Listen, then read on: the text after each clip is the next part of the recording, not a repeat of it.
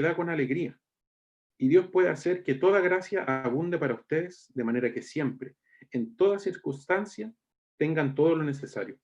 Y toda buena obra abunde en ustedes, como está escrito, repartió sus bienes entre los pobres, su justicia permanece para siempre. El que le suple semilla al que siembra también le suplirá pan para que coma, aumentará los cultivos y hará que ustedes produzcan una abundante cosecha de justicia. Ustedes serán enriquecidos en todo sentido, para que en toda ocasión puedan ser generosos y para que por medio de nosotros la generosidad de ustedes resulte en acciones de gracias a Dios. Esta ayuda, que es un servicio sagrado, no solo suple las necesidades de los santos, sino que también redunda en abundantes acciones de gracias a Dios.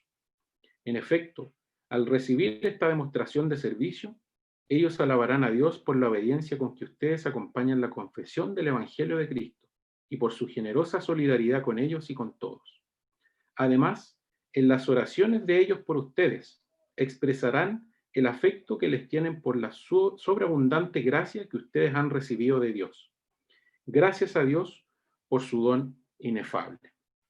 Les invito, hermanos, a que tengamos un momento de oración.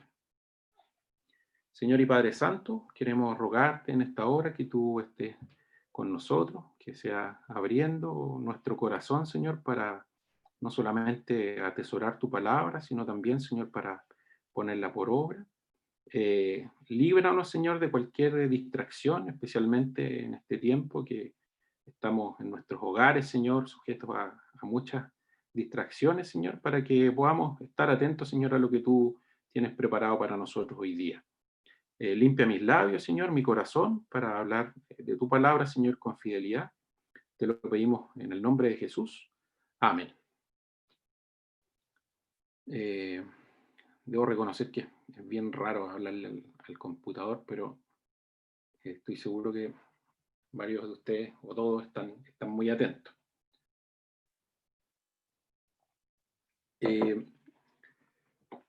Esta viene a ser la segunda sección de lo que ya vimos en el sermón pasado.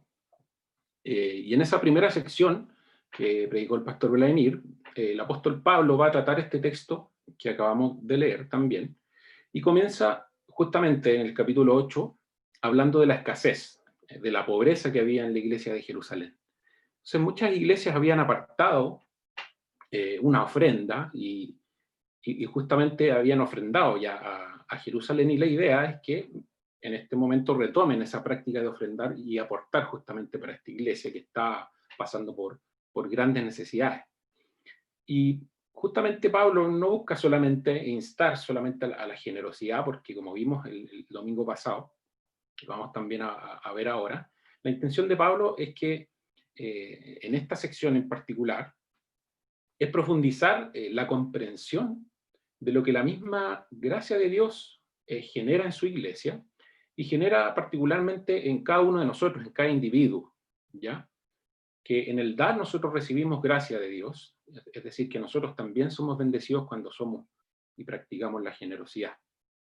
Y después de un intermedio en el cual Pablo exhorta a los corintios a contribuir de manera voluntaria y generosa, Pablo vuelve su atención también a Tito particularmente, el que él sabe que es su ayudante y tiene la habilidad de persuadir también a los corintios para la recaudación de las ofrendas, y también recordándoles esa antigua motivación que tuvieron para esta causa en particular. Y ahora está insistiendo en la manera en que el dinero tiene que ser administrado. Y además, Tito no va a ir solo, sino que menciona a un par de hermanos más, que son bien conocidos de las iglesias, y justamente son elegidos por las iglesias para esta labor.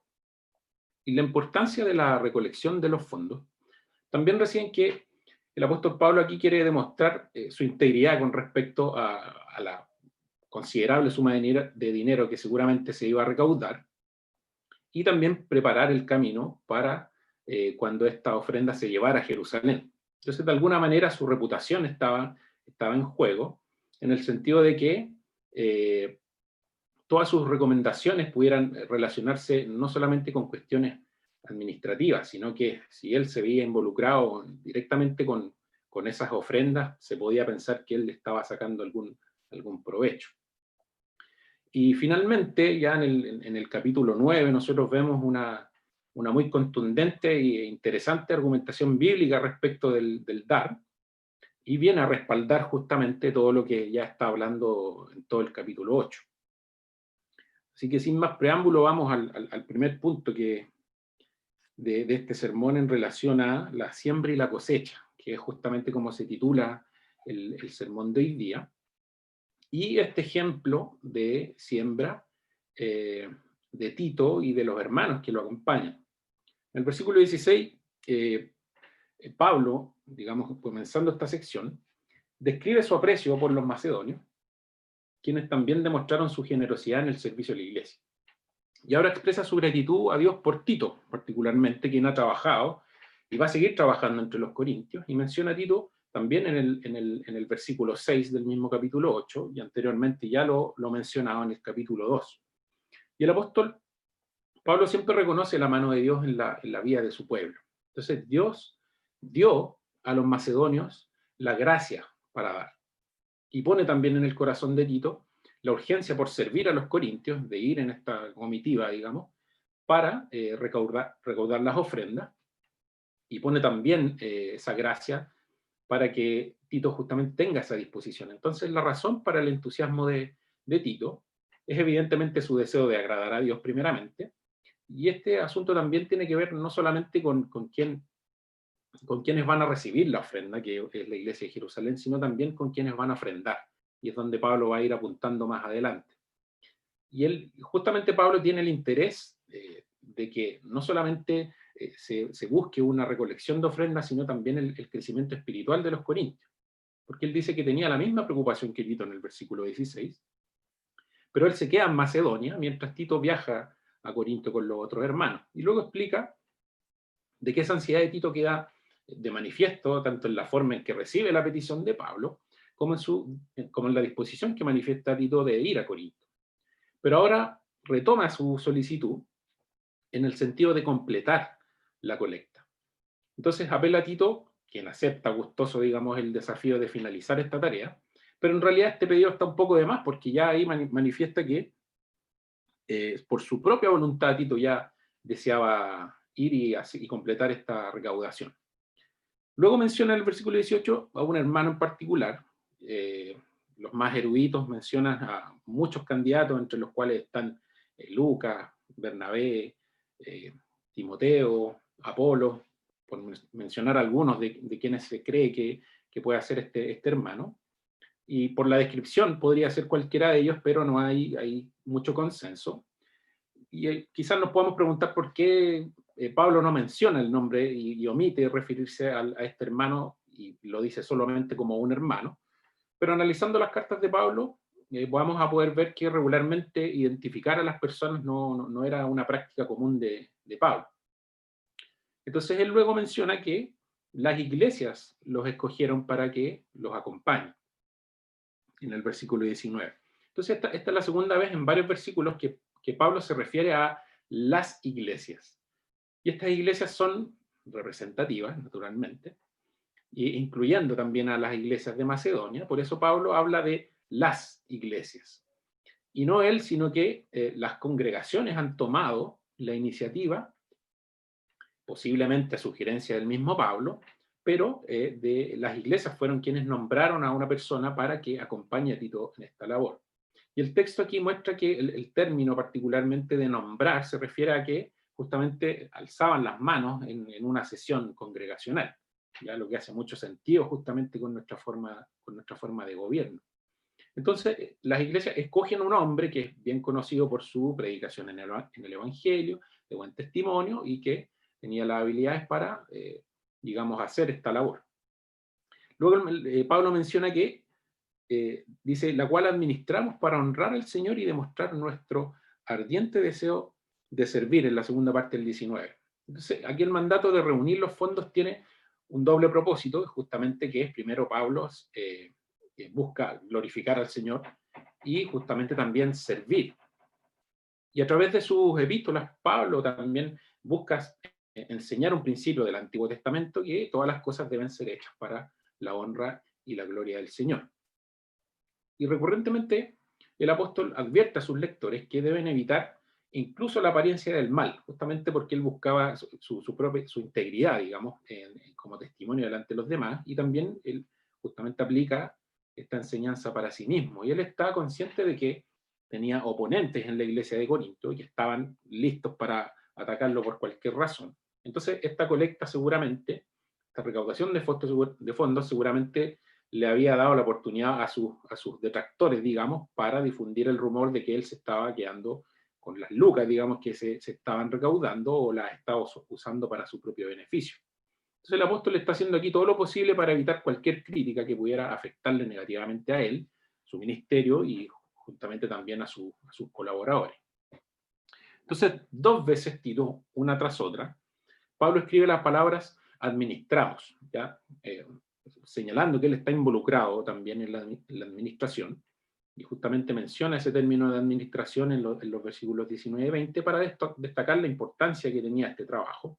Y es cierto que Pablo delega esta tarea administrativa de recaudación a sus compañeros, justamente a Tito y a los otros dos hermanos, pero él como líder, digamos, de ellos, lleva la responsabilidad y quiere que todo se haga de manera apropiada.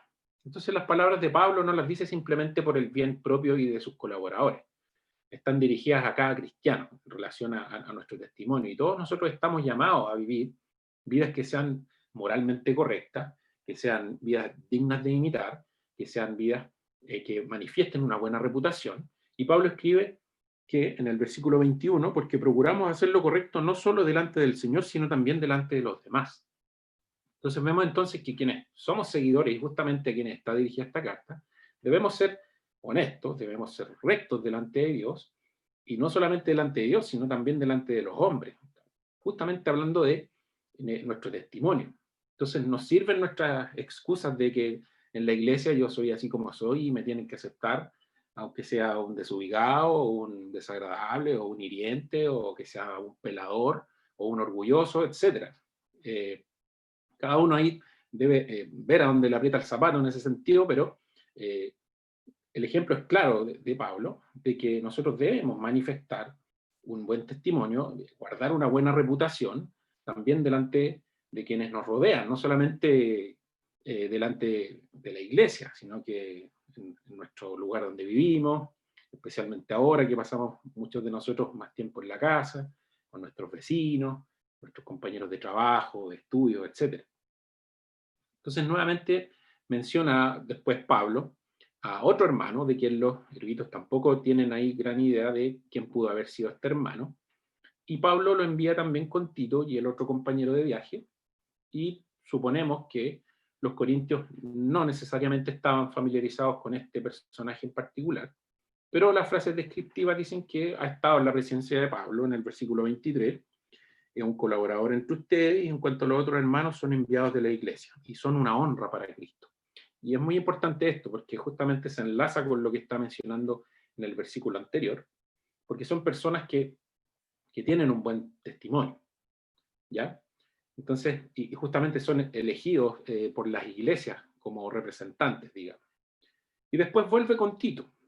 Él menciona que es su compañero, su colaborador entre ellos en el versículo 23, y al final de esta parte como individualiza a Tito, lo llama como su compañero y colaborador entre ustedes. Y en las cartas de Pablo, ninguna otra persona, digamos, tiene ese honor de ser llamado como su compañero, ¿ya? La expresión justamente implica que Tito compartió completamente la vida y la misión de Pablo, y que su vida muy seguramente fue la misma que vivió Pablo como siervo de Cristo y justamente trabajando para el beneficio de la iglesia. Y luego menciona que en cuanto a los otros hermanos son enviados de la iglesia y son una honra para Cristo. Entonces hay una distinción relevante acá que tiene que ver con que los hermanos eran comisionados por la iglesia y eran un honor para Cristo, según la traducción de la NBI. Es decir, que tenían buena reputación y reflejaban en sus vidas la gloria de Cristo. Y luego en el versículo 24, Pablo dirige su atención no tanto a los delegados, sino a los corintios mismos. Ya una cosa es que Pablo se sienta orgulloso de la generosidad de los corintios en la ofrenda, y otra es que la iglesia de Corinto muestre nuevamente su generosidad. Y también una cosa es que los cristianos de Corinto reciban a esta delegación, digamos, de Tito con los otros hermanos enviados por Pablo, y otra cosa también era que los recibieran bien, digamos. Entonces, los corintios necesitan entender que los hermanos que han sido enviados a ellos representan a iglesias que están interesadas en la forma en que los creyentes de Corinto, de la iglesia de Corinto, iban a responder a esta colecta. Entonces, de alguna manera, todas las miradas estaban puestas en la iglesia de Corinto, estaban muy interesados en ver, digamos, su propio ejemplo, y justamente con esta idea de que la iglesia es una iglesia universal, y ellos son, todas las iglesias, un cuerpo. Entonces, iba a proveer o no la iglesia de Corinto ese liderazgo en cuanto al tema de la ofrenda, era algo más bien con lo que Pablo no tenía ninguna duda.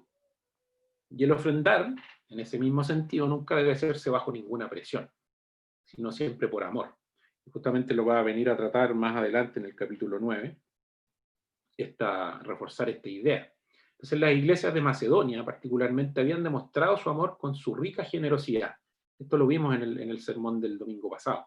En el versículo 2 justamente menciona la rica generosidad que había tenido la iglesia de Macedonia. Por eso Pablo ahora quiere ver una prueba de amor de los corintios, en una acción concreta. Primero, por la recepción de esta comitiva que iba a ir, y luego por la colecta misma. Y el segundo pedido de Pablo también acá es que los corintios validen su orgullo por ellos. Y ahí él menciona que, por lo tanto, den a estos hombres una prueba de su amor y muéstrenle por qué nos sentimos orgullosos de ustedes para testimonio ante las iglesias. Luego Pablo, ya como vimos este primer ejemplo, va a mostrarnos el ejemplo de la misma iglesia, en este ejemplo de sembrar, ¿ya? Y él menciona inicialmente en el versículo 1 del capítulo 9, diciendo que no hace falta que le describa acerca de esta ayuda para los santos. Entonces, la manera en que él comienza es una especie de eslabón. Si se fijan, en muchas de las versiones no hay un subtítulo, porque finalmente Pablo lo que está haciendo es continuar la carta y se conecta con el capítulo anterior. Y los versículos 1 y 2 forman parte del punto que Pablo desea analizar justamente, es decir, su alabanza y su reconocimiento acerca de los corintios. Y Pablo no duda de la sinceridad de los corintios, y por lo tanto no está interesado en escribir sobre la respuesta de los corintios en relación al llamado mismo de la colecta. Porque él dice luego, porque conozco la buena disposición que ustedes tienen. Y esto lo he comentado entre los macedonios, incluso. Entonces la admiración de Pablo que tiene, y ese entusiasmo, digamos, como respuesta a la colecta es tan grande que él siente, que llega a sentirse orgulloso de los corintios frente a los macedonios, que era con quienes estaba Pablo en ese momento, y los elogia diciendo que conoce la buena disposición de ellos. Entonces Pablo es un hombre de palabra y de acción, entonces enseña a sus seguidores justamente a través de esta carta a que lo imiten. Por lo tanto, quiere que los corintios le demuestren en obras no solamente esa disposición. Entonces Pablo usaba a los miembros de la iglesia de Corinto como un ejemplo para las iglesias en Macedonia. Y ese entusiasmo de los corintios por la colecta inspiró justamente a los macedonios a contribuir de manera generosa. Lo vimos justamente en el capítulo pasado. Entonces Pablo atribuye esto no a una ostentación, sino que justamente la gracia de Dios que obró en los corazones de la gente de Macedonia. Y él continúa diciéndoles que desde el año pasado ustedes, los de Acaya, están preparados para dar. Y el entusiasmo de ustedes ha servido de estímulo a la mayoría de ellos, es decir, a la mayoría de las iglesias. Entonces Pablo es abierto y sincero de informarle, digamos, a los mismos corintios de las palabras que él mismo ha destacado frente a los macedonios como ejemplo. Entonces, aquí menciona a Acaya, particularmente en el versículo 2, si se fijan. Y Acaya era justamente la provincia romana que comprendía todo el sur de Grecia, y la capital de esa provincia era Corinto. Entonces, la iglesia de Corinto servía como iglesia madre de las congregaciones en el área, y por abarcar más, de alguna manera, Pablo menciona la provincia en lugar de la ciudad de Corinto. Y luego Pablo viene en el siguiente versículo, en el 3 y el 4, pareciera que con lo que señala, para contradecir todo lo que está diciendo en los dos versículos anteriores, ¿por qué él estaría enviando a los hermanos a una comitiva, quizás como para asegurarse de la recolección de la ofrenda? es como si él estuviera temiendo de que no iban a poder recaudarla. Y la respuesta de eso se ve justamente a la luz de la integridad de Pablo y su sinceridad con la gente de Corinto, porque él está enviando a los hermanos a Corinto no para que solamente se desempeñen como administradores, a Tito y a los otros dos hermanos, no solamente como controladores del dinero que se está recolectando, sino más bien para glorificar a Dios. Entonces Pablo escribe que su orgullo de los corintios puede no ser en vano. En el versículo 3 dice que con todo les envío a estos hermanos para que en este asunto no resulte en vano nuestro orgullo por ustedes. Entonces para él el orgullo implica más bien gloriarse en el Señor. ¿Ya? Cuando habla de orgullo se está refiriendo a eso. Entonces se glorió del entusiasmo que los corintios habían mostrado, tal como se glorió también y se regocijó en la generosidad que tuvieron los macedonios.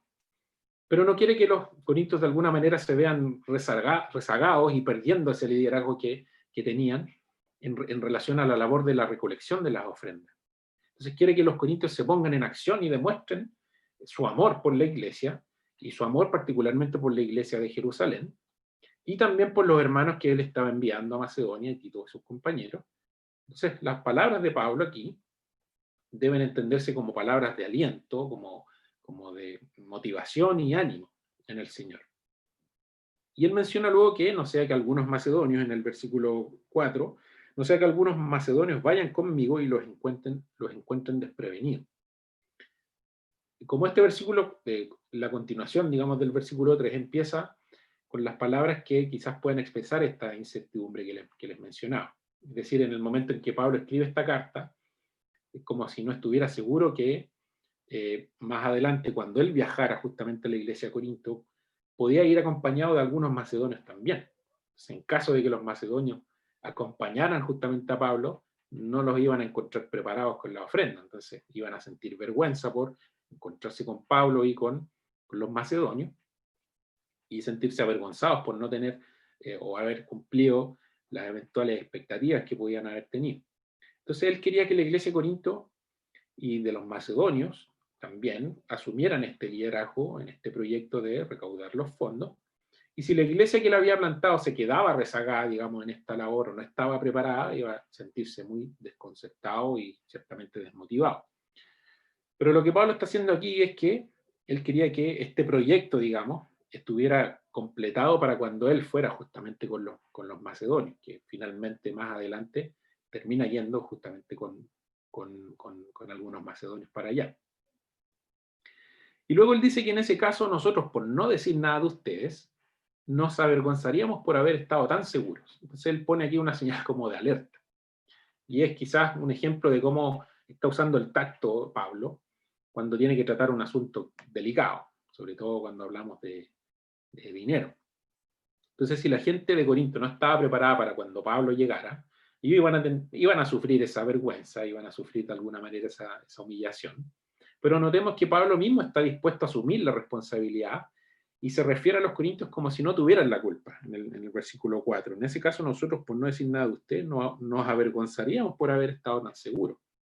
Pero necesariamente Pablo, por cumplir su labor como plantador de esa iglesia justamente, tienen que haber sabido los lectores originales que Pablo no iba a ser el avergonzado, sino la misma iglesia.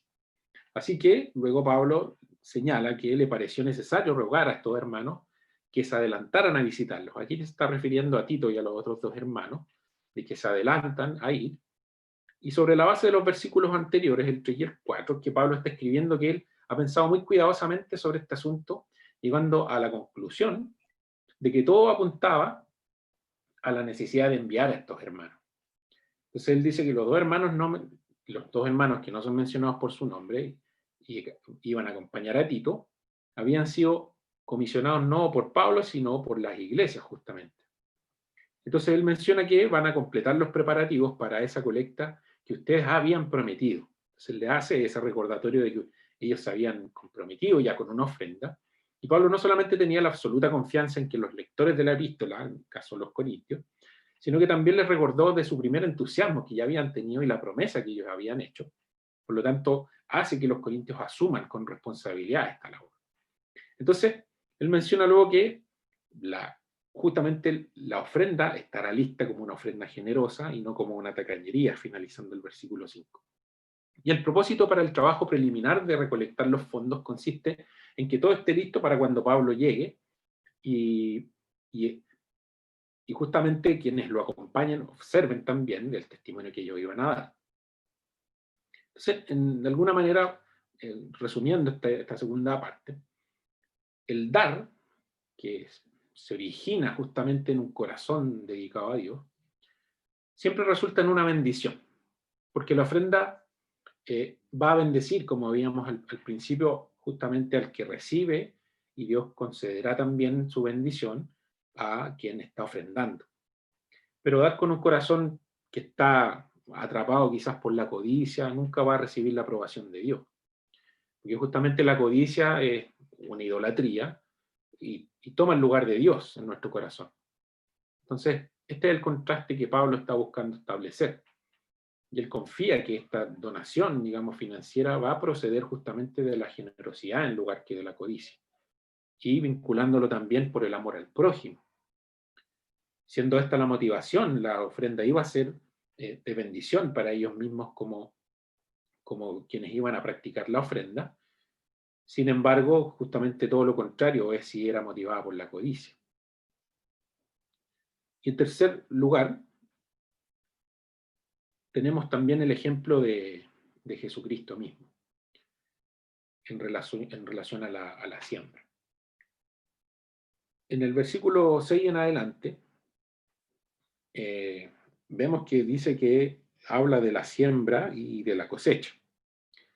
Y en la sociedad agrícola del siglo I, digamos, las faenas de sembrar y de cosechar eran temas muy familiares para la gente. Entonces, en la parábola de Jesús, la parábola del sembrador, en Mateo 13, justamente el sembrador no cierra su mano cuando vio que algunos granos caían junto al camino, otros caían junto al terreno pedregoso, señala, y junto también a terreno espinoso.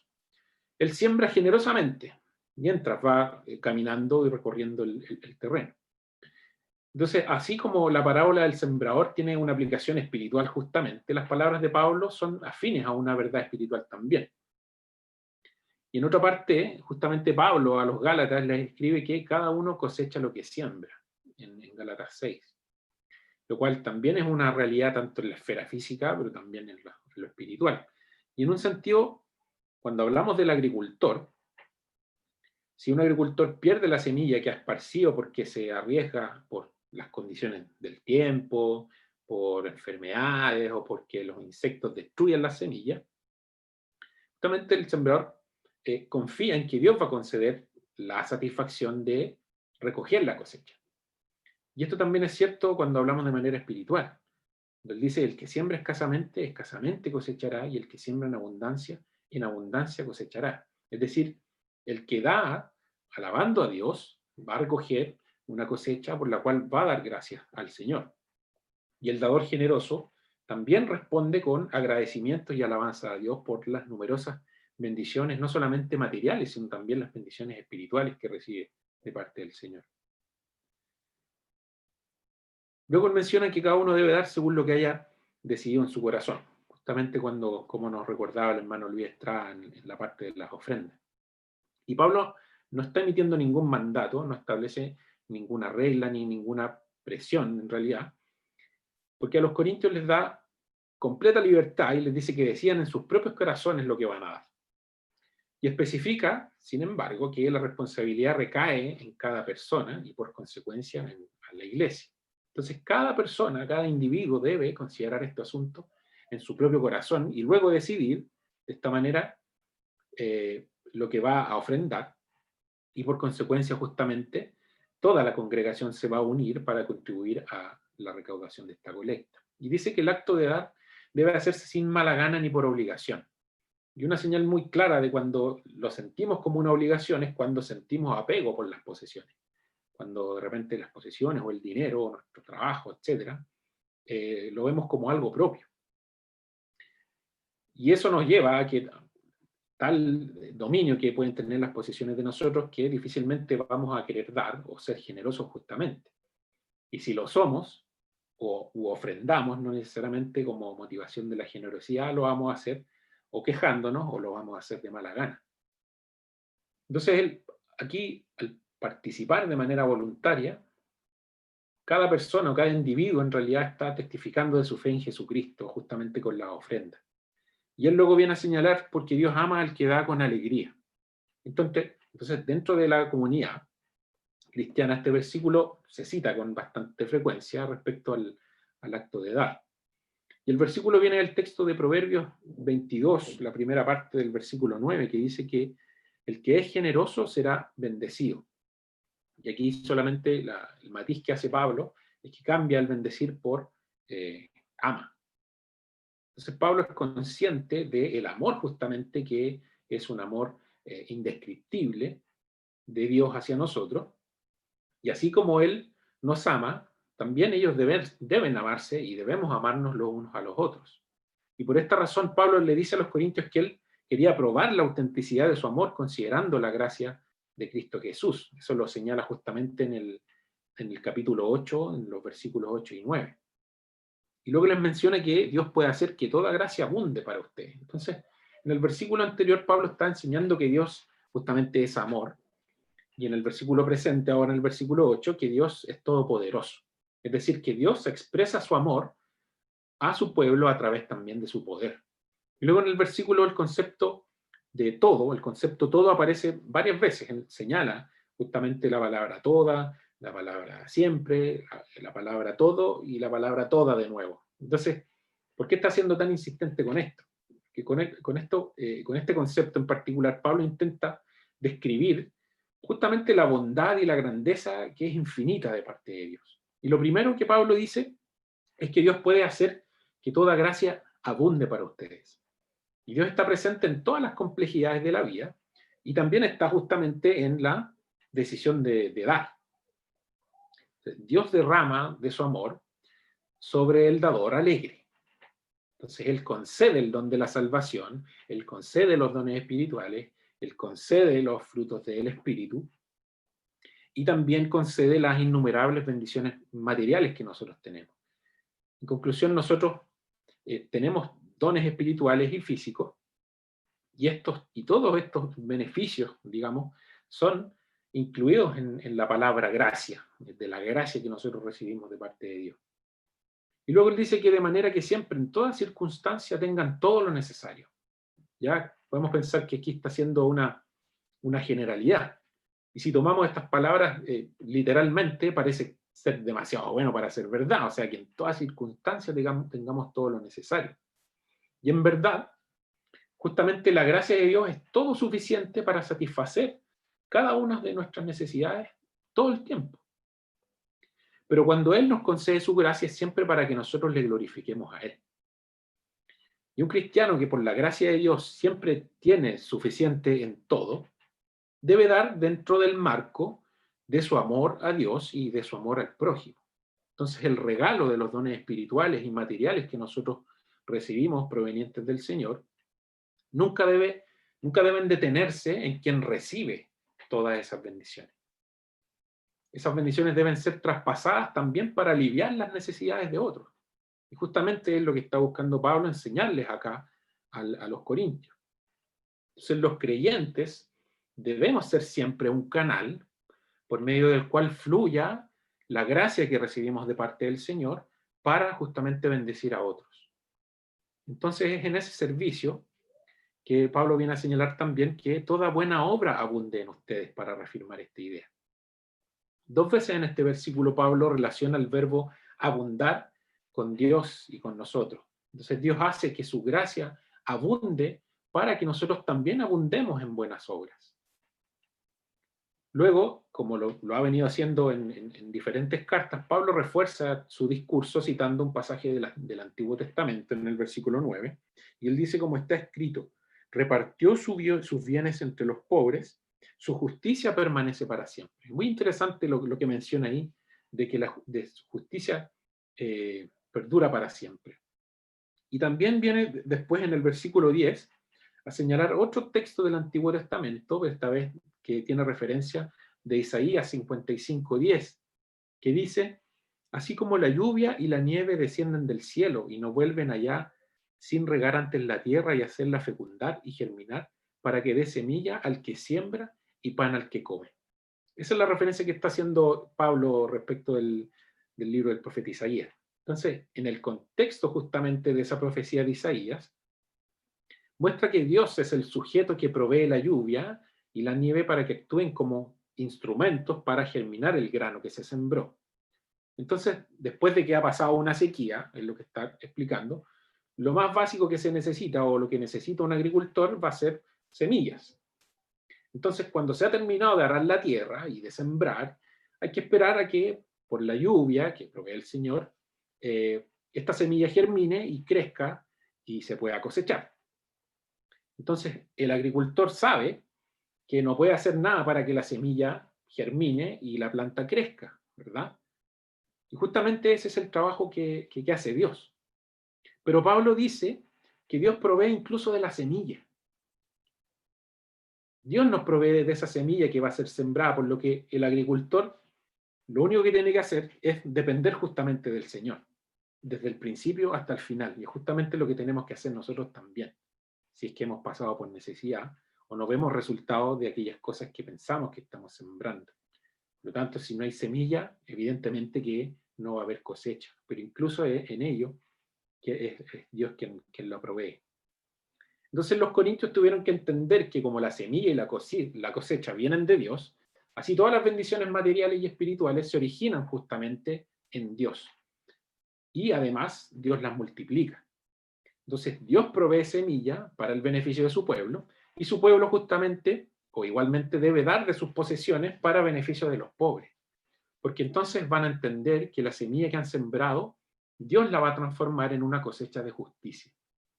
Y en ese contexto, y ahí lo interesante del término justicia que utiliza, es el término justicia justamente es otra palabra para hablar de generosidad y de liberalidad, como veíamos el domingo pasado, de ofrendar con liberalidad.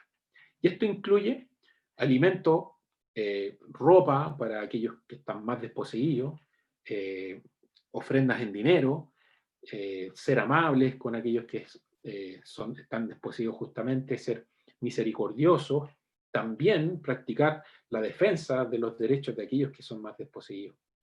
Entonces, donde quiera que la justicia se manifiesta, allí también abundan las bendiciones del Señor, al hacer que justamente Dios aumente más y más la generosidad del pueblo.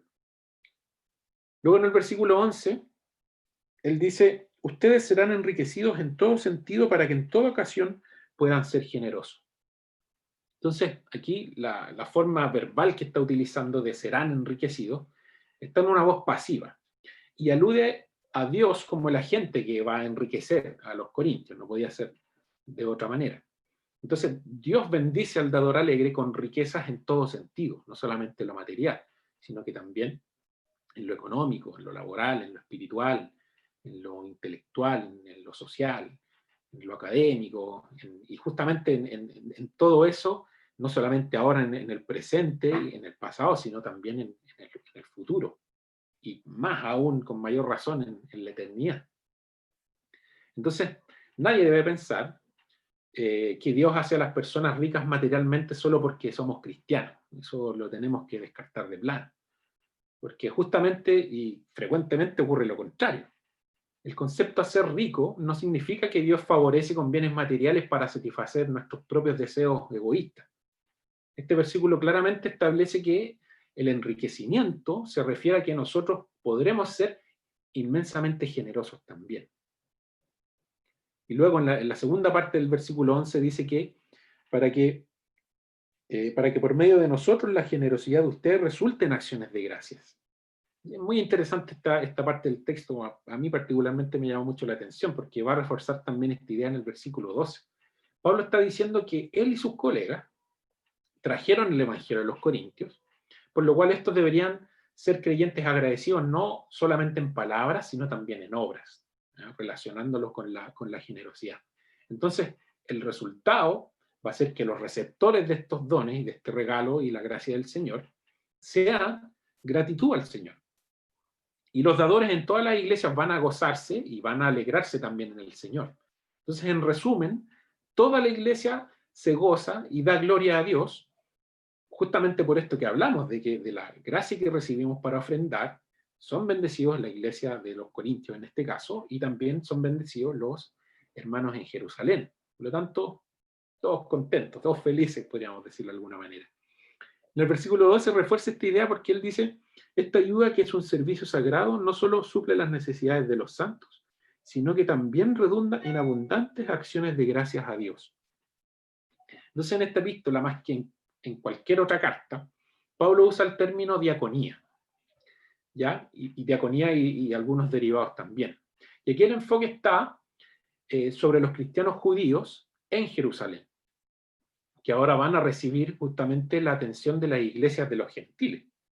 Entonces, los creyentes de Acaya, de Corinto, de Macedonia y también del Asia Menor, dieron ofrendas monetarias que delegados iban a llevar a Judea y distribuyeron a todos los necesitados en Jerusalén. Entonces, en todos estos lugares, cristianos, judíos y gentiles estaban siendo unidos justamente por el acto de dar y expresaban alabanzas a Dios. Entonces, al ser satisfechas las necesidades justamente de los pobres en Jerusalén, Dios también fue glorificado mediante las palabras de gratitud que ellos tenían por las ofrendas de bendición que ellos habían recibido. Entonces, las características del amor genuino hacia el necesitado también se revelan en alabanza a Dios. Y luego él dice que en efecto, al recibir esta demostración de servicio, ellos alabarán a Dios por la obediencia en que ustedes acompañan la confesión del Evangelio de Cristo. Esta parte quizás es un poco compleja de entender, pero finalmente lo que está diciendo Pablo es que él conocía las mentes y los corazones de los creyentes en Macedonia y también en Acaya, y él tenía una prueba positiva del amor genuino que ellos habían demostrado ya por las iglesias en Macedonia, que fue justamente una ofrenda que fue el año anterior que menciona. Entonces, Pablo no tenía dudas de que los corintios no lo iban a defraudar en demostrar su amor de manera tangible. Y por eso, con respecto a los cristianos judíos en Jerusalén, tenía que tener también completa confianza. ¿Y confianza por qué? Porque él menciona que la obediencia que ustedes, perdón, la obediencia con que ustedes acompañan la confesión del Evangelio de Cristo. Esto está diciendo que entre los creyentes en la iglesia, que la iglesia madre de Jerusalén, había algunos que apoyaban fielmente a Pablo y a sus colaboradores, pero habían otros que no creían en los resultados del trabajo misionero de Pablo y justamente se transformaron en detractores de su labor. Entonces, estas palabras de Pablo sirven de estímulo a los cristianos para alcanzar un alto grado de obediencia a Cristo. Y porque él luego menciona que, y por su generosidad, por su generosa solidaridad con ellos y con todos. Entonces, Pablo sigue teniendo completa confianza, completa certeza de que esta colecta que se está reuniendo en la comunidad cristiana de Corinto va a ser una indicación de generosidad hacia la gente en Jerusalén. Entonces, según Pablo, estas obras de caridad iban a fortalecer los lazos de compañerismo entre las iglesias judías y la de los gentiles. Entonces, él quiere ver esa unidad de todas las iglesias cuando comparten sus posesiones, digo, en forma mutua. Y Pablo sabía que la iglesia en Jerusalén, y especialmente Santiago y sus ancianos, lo respaldaban con sus oraciones. Entonces, estos cristianos, digamos, estos santos también oraban fervientemente por la congregación de Corinto. Eso lo señala ahí en el versículo 14. Entonces, Pablo podía escribir con completa confianza también a la iglesia de Corinto, porque los santos en Jerusalén, la iglesia de Jerusalén, en unidad en Cristo con ellos también, oraban también por sus necesidades espirituales. Entonces, los cristianos intercedemos fervientemente los unos por los otros debido al vínculo de compañerismo que tenemos unos con otros. Esto es un muy lindo ejemplo de cómo debería ser las relaciones que nosotros tenemos y los vínculos que nosotros generamos con nuestras iglesias hermanas, que de repente ni siquiera sabemos dónde quedan, quiénes la componen, etc. Entonces, Pablo acá señala o busca que evidentemente ellos sean edificados en la fe y podían satisfacer también el afecto por los corintios, en este caso la iglesia de Jerusalén, a través de la oración, intercediendo a Dios y rogando por ellos para que también Dios fortaleciera esa unidad como iglesia, digamos, universal. Entonces, ¿por qué los creyentes en Jerusalén oran tan ansiosamente por los corintios?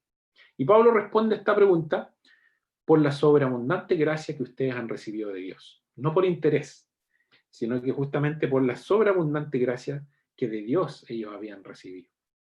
Entonces, Pablo siempre atribuye la gloria, el honor, de poner en los corazones de los corintios el deseo de contribuir a la colecta. Y su fe en Dios es firme porque sabe que la gracia de Dios justamente va a sobrepasar cualquier expectativa en cuanto al destino y al propósito final de esta colecta. Y Pablo también expresa su confianza en la iglesia de Corinto y confía en que los miembros van a responder a ese llamado de manera entusiasta.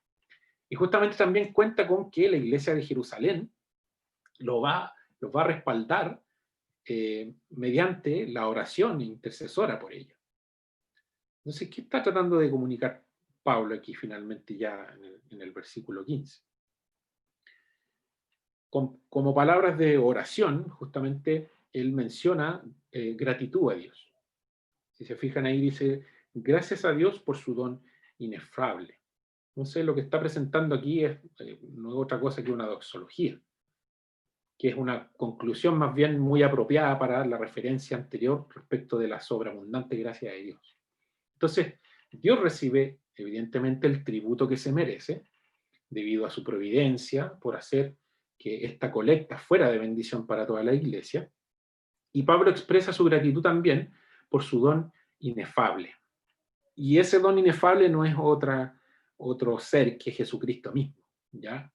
Este don de Dios consiste justamente en el nacimiento, la vida, el ministerio de Jesucristo, y también su sufrimiento, su muerte, su ascenso junto al cielo. Entonces, en el desarrollo y el progreso de la iglesia vemos esta don inefable, este indescriptible, digamos, don de Dios, que no es otro que el Hijo Jesucristo, que es su Hijo Jesucristo. Y a lo largo de su vida, Pablo vio el avance del reino de Dios desde Jerusalén a Roma y otras partes del Imperio Romano. Y en nuestros tiempos también nosotros somos testigos del crecimiento de la iglesia, del poder y también de su influencia en el mundo a través de su palabra. Entonces, Pablo llamó la atención al inefable don de Dios, de la salvación, y él justamente no ve otra forma sino más que dar gracias al Señor. Entonces, juntamente con él, nosotros también debemos expresar nuestra gratitud por la venida del Salvador. Mientras nosotros estemos en la tierra, nunca podremos seguramente medir la profundidad ni dimensionar del amor de Dios hacia nosotros. Que este valor es un valor infinito, digamos, que nuestra salvación, digamos, significa. Y justamente ese don es la vida eterna. Sí. Sin ninguna duda, lo que está mencionando Pablo aquí es que el don de Dios es un don inefable. La Biblia tiene mucho que decir respecto a las posesiones materiales. Y justamente señalando que todo le pertenece a Dios. Y Él justamente es quien confía las posesiones a nosotros y nosotros las administramos nada más. Entonces, Dios nos bendice con cosas buenas para que nosotros justamente con esas cosas buenas glorifiquemos a Dios, pero también extendamos esta causa de ser generoso justamente con su iglesia y con el reino.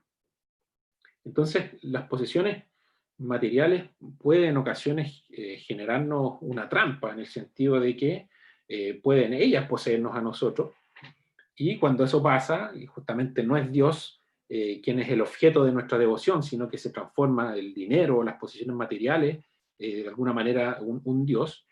Jesús enseña que nosotros no podemos justamente servir a Dios y al dinero en Mateo 6. Y el apóstol Pablo acá estaba plenamente consciente de que también hay artimañas que el enemigo puede poner por delante. Pablo se daba cuenta que aún cualquier leve sospecha de que él estaba haciendo poco honesto iba a destruir su ministerio. Entonces, él se protege justamente pidiendo a otros hermanos, esta comisión de Tito, con otros dos hermanos, que lleven y distribuyan los fondos. Calvino también llega a una conclusión muy interesante, que cito, que dice que mientras más alta la posición que ocupamos, mayor es nuestra necesidad de imitar cuidadosamente la prudencia y la modestia de Pablo. Esto lo está haciendo justamente, lo está mencionando, señalando justamente para aquellos que ocupan labores de responsabilidad, de liderazgo o justamente de administración de los recursos. Y según Jesús, también la acción de dar debería hacerse en secreto y nunca debería ser un motivo de jactancia. Esta es una cuestión muy relevante. También en Mateo 6, él menciona que cuando damos en secreto, dice él, el Padre que ve en lo secreto va a recompensarnos.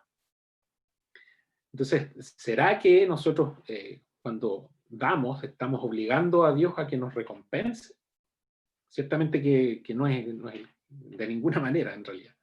Porque Dios no es un banco, Dios no es un cajero automático. Dios lo que quiere es que nuestro dar surja de nuestro propio corazón, y no un corazón lleno de egoísmo, sino que un corazón lleno de amor.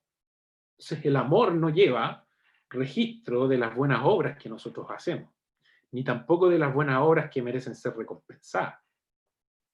Justamente en el día del juicio, el justo preguntará, como dice también en Mateo 25, cuando preguntan ahí los discípulos: Señor, ¿cuándo te vimos con hambre y te dimos de comer, o sediento y te dimos de beber? Y el rey responderá: cada vez que lo hiciste a uno de estos mis hermanos más pequeños, a mí me lo hiciste. Entonces, quienes son dadores alegres, el dador alegre abre sus manos y da generosamente al que lo necesita. Y por supuesto que esto no significa que hay que darlo todo, ¿ya? Si nosotros fuéramos a donar todo lo que tenemos para ayudar a los pobres, o evidentemente nos quedaríamos nosotros y quedaríamos nosotros pobres. Entonces, cuando nosotros vemos el ejemplo de la iglesia primitiva, justamente, que se señala mucho cuando se habla en relación a los recursos, los miembros de la iglesia primitiva ayudaban a los pobres vendiendo sus tierras, vendiendo sus casas, pero esto lo hacían de vez en cuando. Los apóstoles nunca presionaron a aquellos que tenían más posesiones o tenían más dinero para que vendieran sus propiedades, sino que ellos esperaban que cada uno diera justamente de manera voluntaria, pero con un corazón alegre. Entonces, cuando nosotros repartimos una bendición a nuestro prójimo, en retribución también nosotros vamos a recibir multitudes de probablemente inesperadas bendiciones de parte de Dios. Y no solamente en lo material, sino que también en lo espiritual.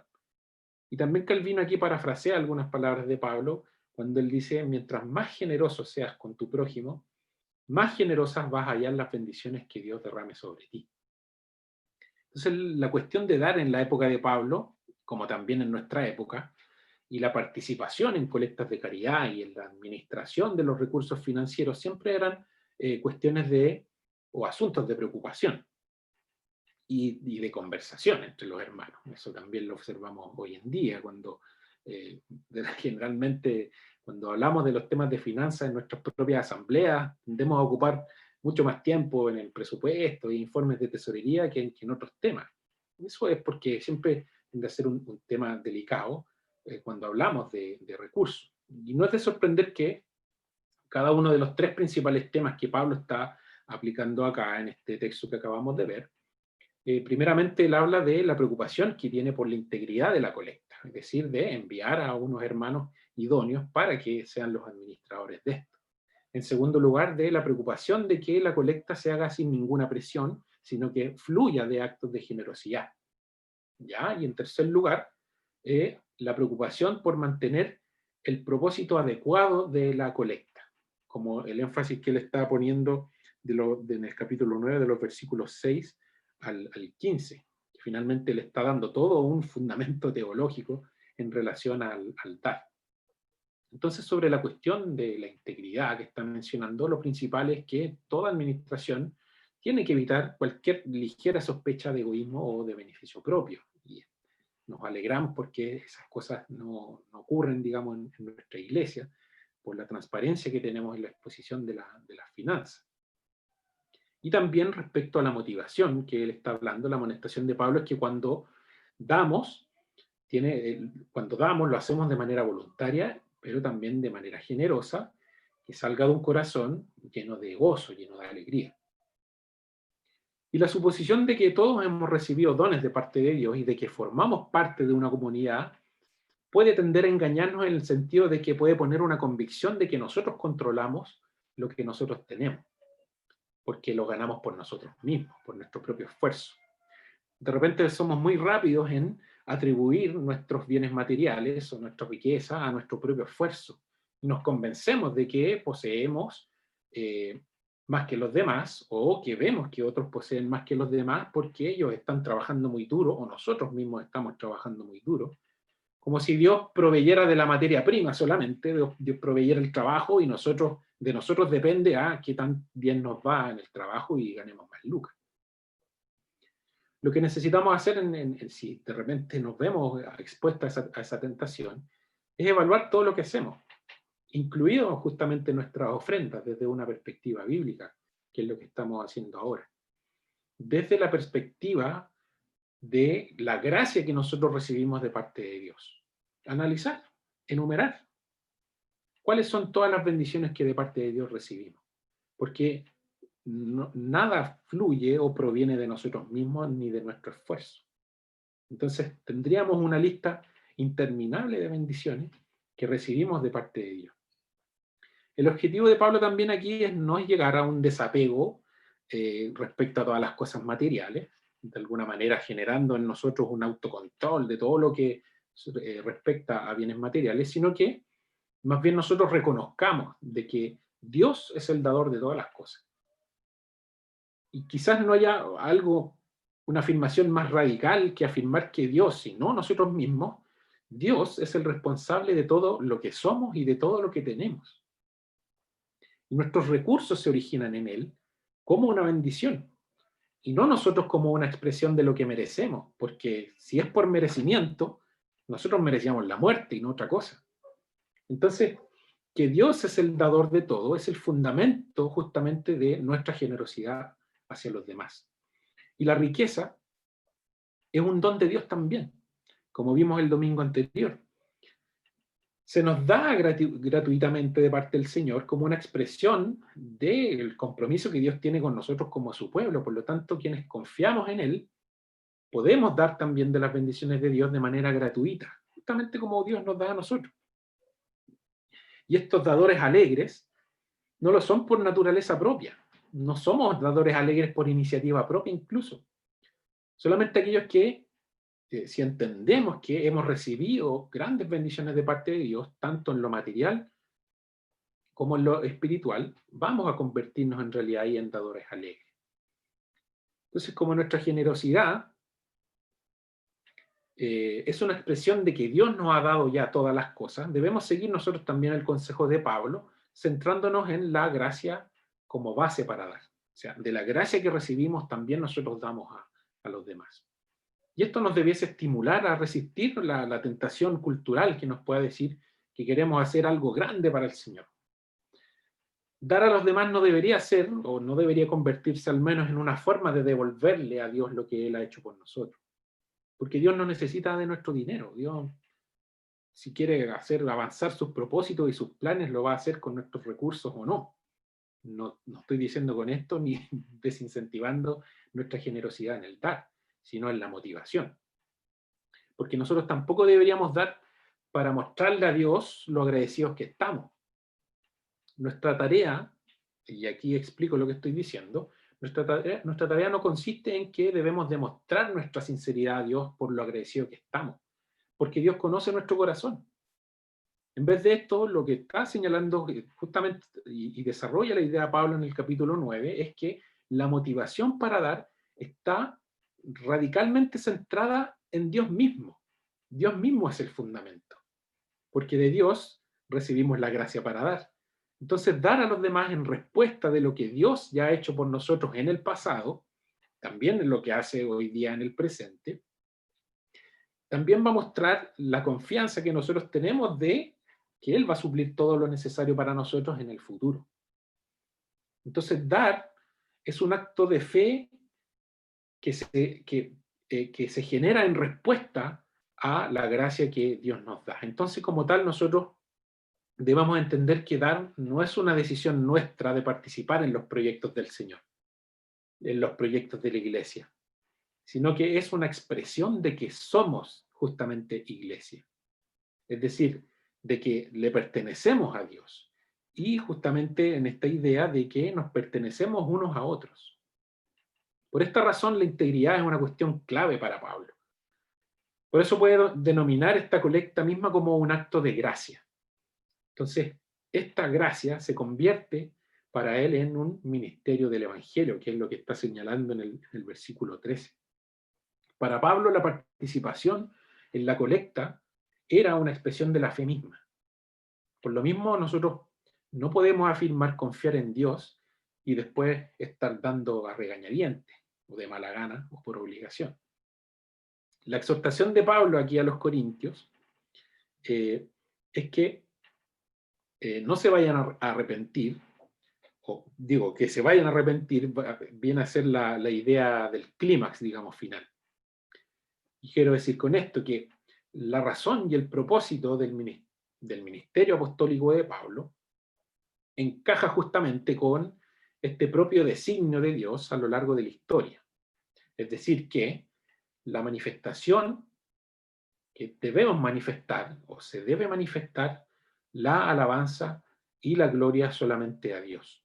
Y justamente en el 9:15, que finaliza, digamos, esta sección del texto, Pablo no solamente termina esta sección de la misma manera en que comienza en el versículo 16, si se fijan, da gracias a Dios al inicio y da gracias a Dios al final, sino también él aquí presenta, lo hace en realidad justamente como empresa, comienza o finaliza cada una de las partes relevantes de sus cartas, que es con alabanza a Dios justamente.